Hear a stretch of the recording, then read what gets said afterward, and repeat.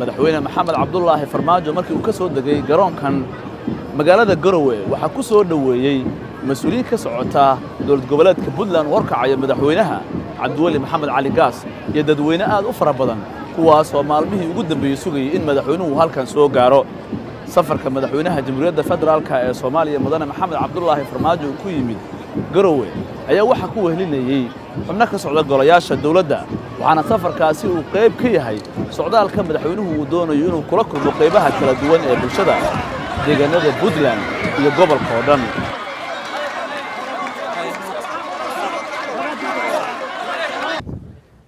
waxaan maanta aan runtii aad iyo aad ugu faraxsanahay inaan halkan socdaal ku joogo magaalada Garowe ee caasimadda dowlad goboleedka Puntland iyo mudane madaxweyne adiga iyo dowladdaadaba sida sharafta leh oo wanaagsan ee aad noogu soo dhaweyseen aniga iyo wafdigeyga xaqiiqatan laba jeer hore yaan baajinay duruufo shaqo awgeed maanta aad iyo aad ugu faraxsanahay inaan arko intaas oo qof oo reer Puntland reer Garowe ah inay sidaas wanaagsan noo soo dhaweeyaan oo ay jidadka taagnaadaan oo calama qoyan ay nagu soo dhaweeyaan aad iyo aad uga mahadcelinayaa aad iyo aadna ugu faraxsanahay halkan waxaan u imid inaan arko suu sheegay madaxweynaha xaaladda halkan ka jirta ay koow ka tahay inaan xoojino nabadda aan xoojino oo aan ka shaqeyno dib u heshiisiinta waxaan jeclahay inaan tago dhowr magaalo oo aan dadka la kulmo xuqaasha salaadiinta dadka maxaan ku raahdaa aqoon-yahanada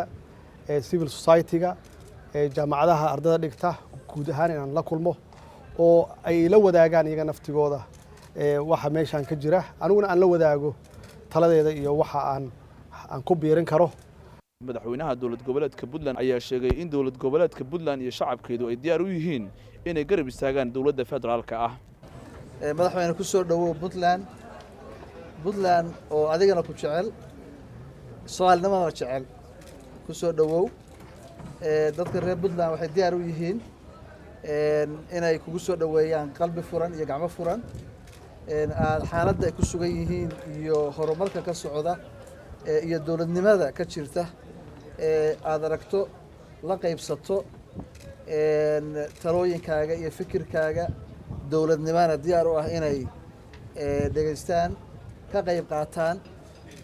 horumarka Soomaaliya geedi socodka nabadda Soomaaliyeedna ay kugu taageeraan si Soomaaliya ay u gaarto qarannimo dowladnimo hagaagsan nidaamkii iyo horumarkii Soomaaliya lagu aqoon jirayna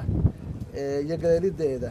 diyaar oo inay ka qayb qaataan inta uu joogo madaxweynuhu waxa uu furi doonaa garoonka caalamiga ah ee Garowe ee halkan ku yaala